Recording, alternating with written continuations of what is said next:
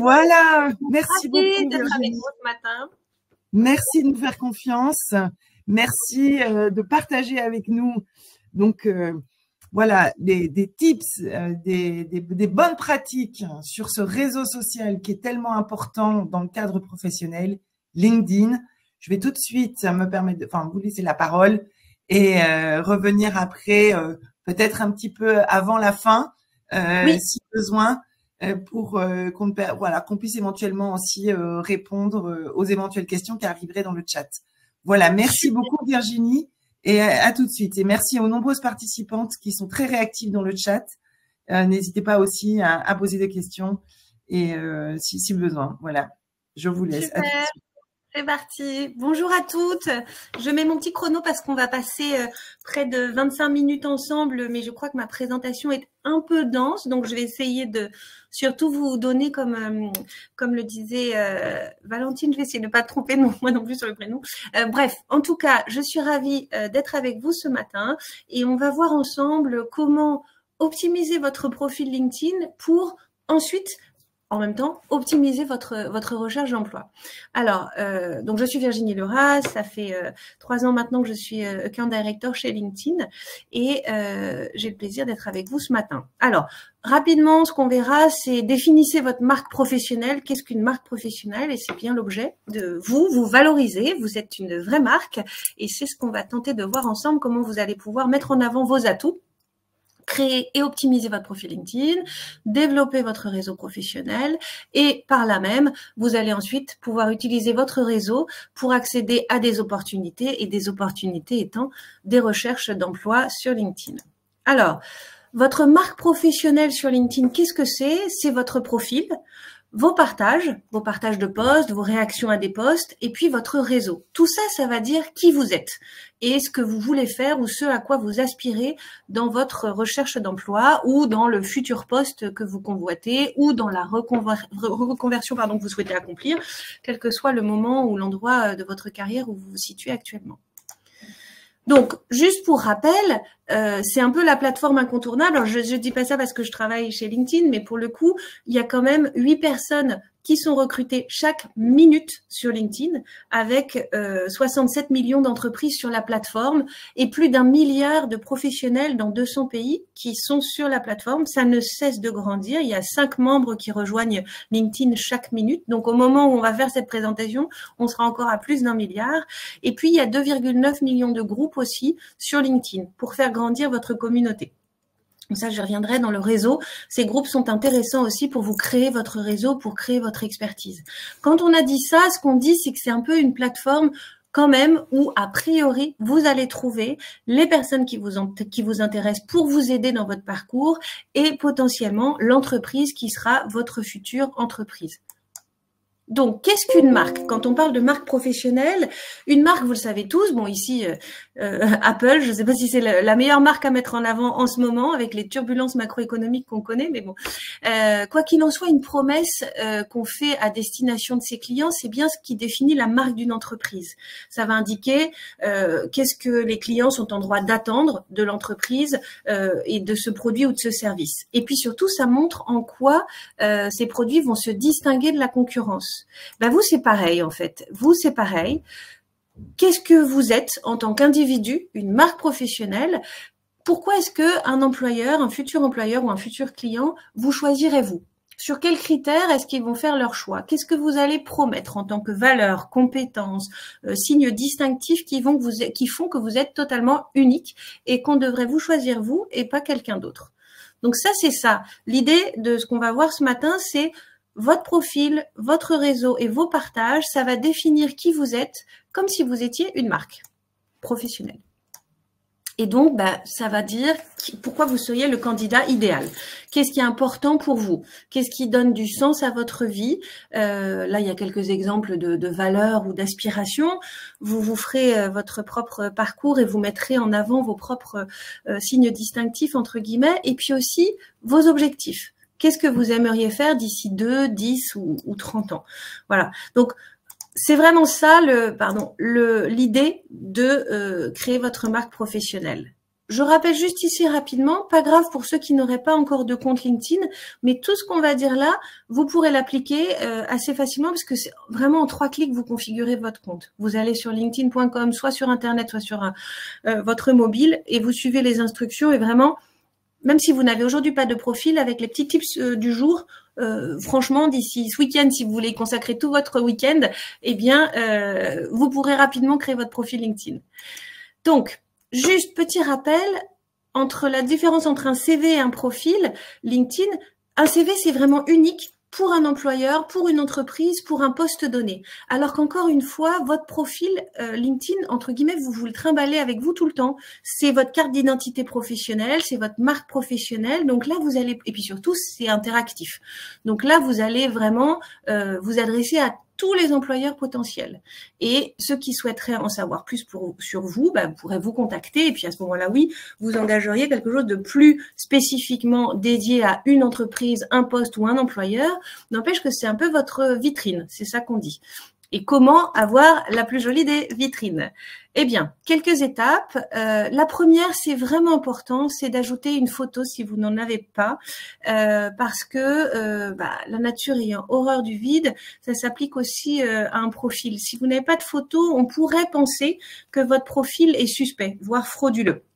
Donc, la photo, il y a quelques règles quand même.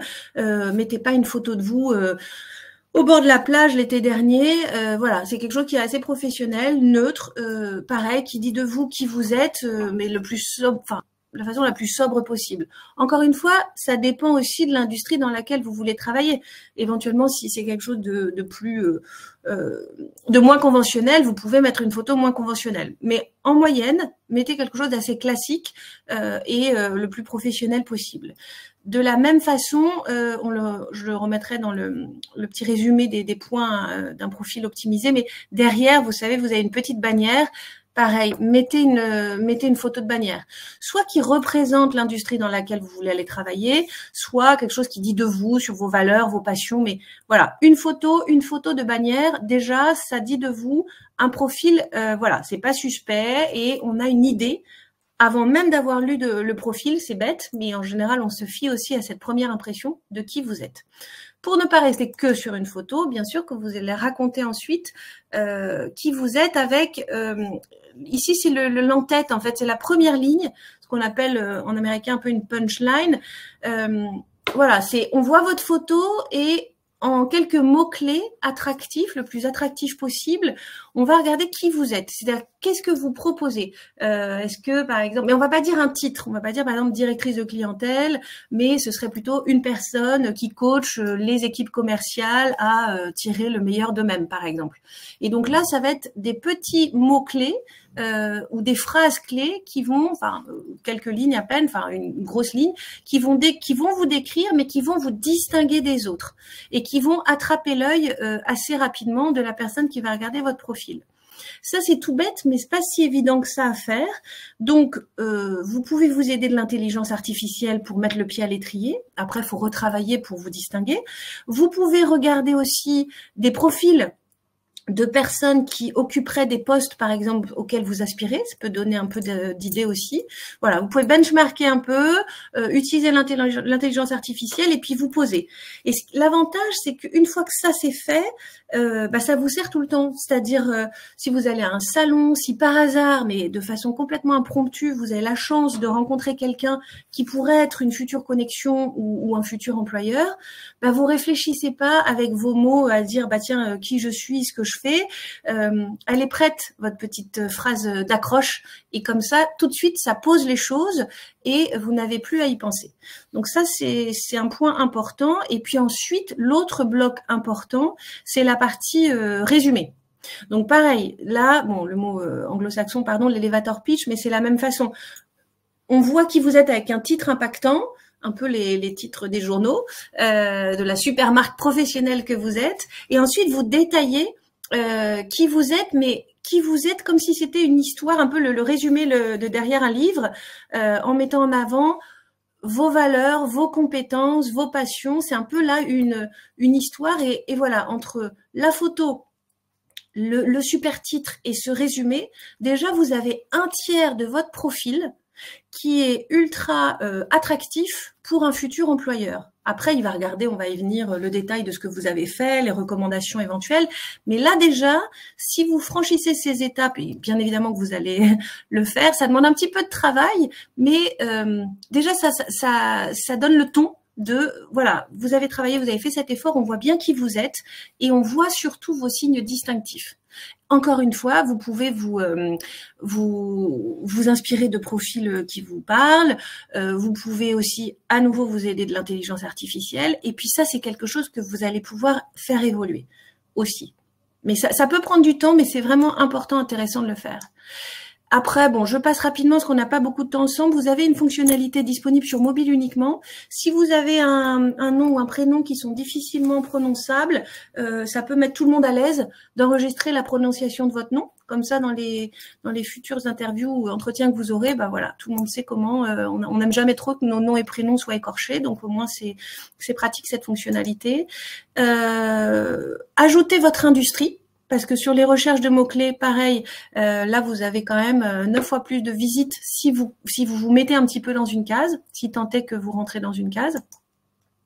Montrez bien sûr que vous êtes à l'écoute d'opportunités, parce que sinon, ben, on ne saura pas que vous êtes en recherche. Bon, là, pareil, d'habitude, c'est une session que je fais en 1 heure, donc en 25 minutes, j'essaye de condenser, mais il y a des questions, parfois, on est en recherche, mais on ne veut pas le dire parce qu'on est encore en poste. Pareil, il y a des fonctionnalités qui peuvent montrer, donc vous mettez pas le bandeau Open to Work dans ces cas-là, mais il y a quand même une façon dans les filtres de montrer que vous êtes à l'écoute du marché sans que ce soit bien marqué sur votre vitrine de marque professionnelle. Donc, il y a plein de possibilités. Mais en tout cas, voilà, si vous êtes en recherche, très ouverte ou moyennement ouverte, bah, faites-le savoir.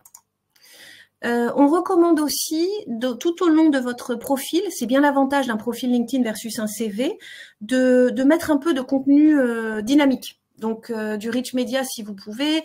Je ne sais pas si vous avez peut-être fait des interventions où on vous voit sur une vidéo, etc.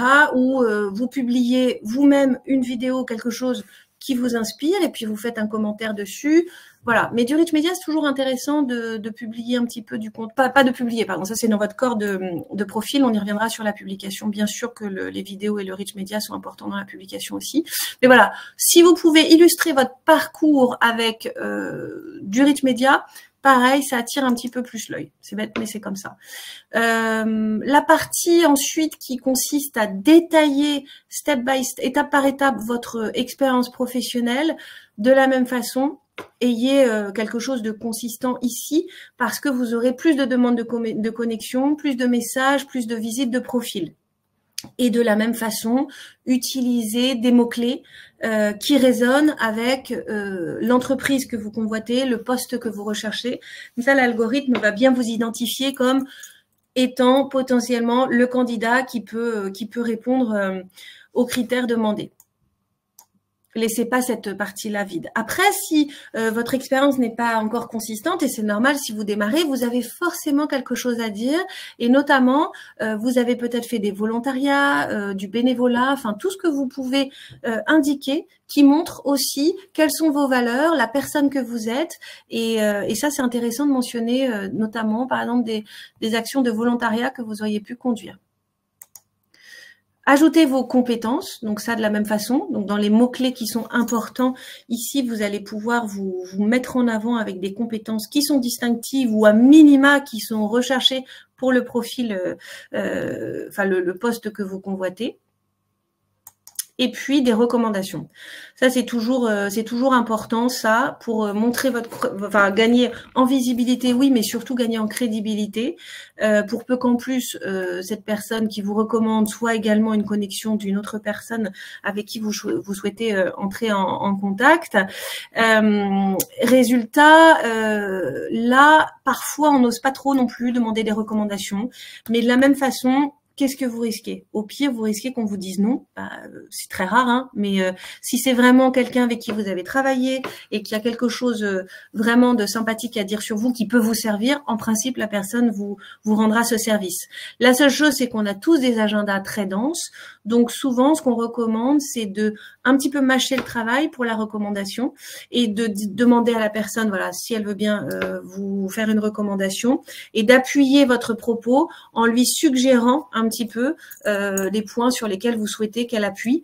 Et puis après, libre à elle de se servir de ça ou d'autres choses. Mais souvent, ça aide à ce que la personne revienne vers vous plus rapidement. Je vois qu'il y a beaucoup de choses dans le film, mais je vous propose qu'on se laisse un petit temps à la fin pour synthétiser un petit peu les questions-réponses. Si vous êtes plutôt en mode auto-entrepreneuriat ou entrepreneuriat tout court, là, vous allez plutôt pouvoir ajouter les services que vous offrez dans la version service. Donc ça, c'est important. Et puis, personnaliser l'URL de votre profil sur LinkedIn. Ça, c'est pareil, c'est en haut à droite, il y a un petit stylet qui vous permet de le faire. Et comme vous pouvez ensuite le mettre sur vos signatures de mail, vous mettez votre profil LinkedIn et c'est pas un chiffre barbare, vous aurez personnalisé. Ça fait plus professionnel. Donc, avant de passer à la deuxième partie de cette petite présentation ce matin, un résumé, en fait, d'un profil optimisé, c'est, comme on l'a dit, une photo, la plus professionnelle ou la plus adéquate vous concernant, une photo de fond, aussi une bannière, un URL personnalisé, comme je viens de le dire, qui ne contient que votre prénom et votre nom, ou alors vos initiales et votre nom, un titre qui soit le plus accrocheur possible et qui va inciter en fait les gens, soit vos futurs employeurs, soit si vous êtes en mode entrepreneuriat, vos futurs clients à en savoir plus sur vous. Un résumé qui va vraiment mettre en avant vos valeurs, vos compétences, qui parlent aux cibles avec lesquelles vous souhaitez engager. Votre expérience point par point qui va aussi montrer aux futurs employeurs ou à vos futurs clients ce que vous savez faire, ce que vous pouvez faire avec des mots-clés qui accrochent bien et qui sont en adéquation avec ce qu'on recherche, avec, si possible, un peu de rich media pour avoir du contenu pertinent, soit des présentations, des informations, des infographies, pardon, ou éventuellement des vidéos qui rendent les choses un petit peu plus dynamiques. Et puis le dernier point, et pas des moindres, des recommandations. Voilà, des recommandations qui vont montrer que voilà, tout ce que vous racontez, c'est crédible et qu'il y a des gens qui peuvent vous recommander en ce sens. Donc voilà un petit peu en quelques points. Juste, c'est tout à fait accessible. Ce sont des étapes qui peuvent prendre du temps, mais voilà, si vous vous posez, si vous avez du temps en ce moment, quelle que soit l'étape où vous en êtes dans votre recherche ou dans votre changement de carrière ou dans le lancement d'une activité, ça vaut le coup d'investir du temps sur son profil LinkedIn. Et puis, vous pouvez vous donner des objectifs. Vous pouvez vous dire, voilà, cette semaine, je m'occupe de ma photo de fond, de ma punchline et de mon résumé. La semaine d'après, je consacre un petit peu de temps à chacun des blocs de mon parcours, etc. Et ensuite, vous pouvez aussi en parler avec votre réseau, avoir un petit peu de retour d'expérience. Et puis, c'est un profil, c'est vivant aussi. Donc, voilà. Après, une fois que vous avez votre profil optimisé, il faut savoir que plus de 50% des embauches sur LinkedIn découlent d'une relation personnelle et que on a 4 fois plus de chances d'obtenir un poste si on est recommandé. Donc là, vous avez peaufiné, optimisé votre marque professionnelle, votre profil, vous êtes prêt à engager et à étendre votre réseau. Puisque parfois, on se dit pareil, là, si j'avais plus de temps et avec grand plaisir, je vous montrerai plus comment est-ce qu'on peut étendre son réseau. Mais même si vous avez l'impression que votre réseau n'est pas suffisamment grand, il est facilement extensible et surtout, vous avez forcément un voisin, un cousin, des relations que vous avez croisées dans des salons ou que sais-je. Ça peut déjà vous faire une première base assez solide. Eux-mêmes ont un réseau, etc., etc. Et hop, à partir de là, c'est parti pour étendre votre réseau. Et comment le faire sur LinkedIn pour étendre ce réseau ? Comment vous contactez quelqu'un ? Déjà, il faut que vous ayez un minimum de points communs ou d'interaction avec cette personne, enfin que la personne ait un minimum d'intérêt à interagir avec vous et que votre requête pour la demander dans votre réseau soit pertinente. Donc, soit des personnes dont le poste ou l'entreprise vous intéresse, soit des personnes susceptibles de vous mettre en relation avec quelqu'un qui peut vous aider à atteindre vos objectifs. Voilà, soyez un peu cohérent dans votre démarche pour que la personne que vous convoitez entre guillemets ait envie d'accepter votre demande. Et puis toujours, moi je recommande très fortement, appuyez pas juste sur demande de connexion, parce que tout le monde est un peu submergé de demandes, donc faut donner envie et une vraie raison à la personne de vous accepter. Donc qui vous êtes, comment vous avez trouvé le profil de la personne et qu'est-ce qui motive votre demande de connexion. Après, si vous êtes recommandé, c'est mieux, mais parfois on part de rien. Et même si on part de rien, justement, c'est un réseau d'interaction professionnelle. Ça sert à ça. Pour peu que vous motiviez votre demande de la bonne façon, vous aurez comme ça étendu petit à petit votre réseau. Ça peut être des gens que vous avez croisés dans des salons. Ça peut être, donc là, comme je vous le disais, 4 fois plus de chances d'être embauché si vous êtes recommandé. Et voilà, comment vous pouvez étendre votre réseau et qu'est-ce que vous allez demander? C'est vrai que la recherche d'emploi, c'est toujours ingrat parce qu'on passe beaucoup de temps, on est un peu dans l'angoisse d'entendre un entretien, mais en attendant, vous n'allez pas passer que des entretiens ni envoyer que des demandes de postuler à des entretiens, donc vous pouvez faire des demandes d'entretien d'information. Et comme ça, vous allez aussi étendre votre réseau parce que vous pouvez visualiser une personne d'intérêt dans une entreprise que vous convoitez ou qui a un sujet d'expertise sur une industrie dans laquelle vous aimeriez travailler. Et cette personne, vous allez pouvoir lui demander un petit entretien d'information pour obtenir des conseils sur votre parcours professionnel, pour en savoir plus sur un secteur qui vous intéresse, sur une entreprise, si jamais cette personne travaille dans l'entreprise dans laquelle vous aimeriez travailler, ou tout simplement pour établir un lien professionnel, par exemple.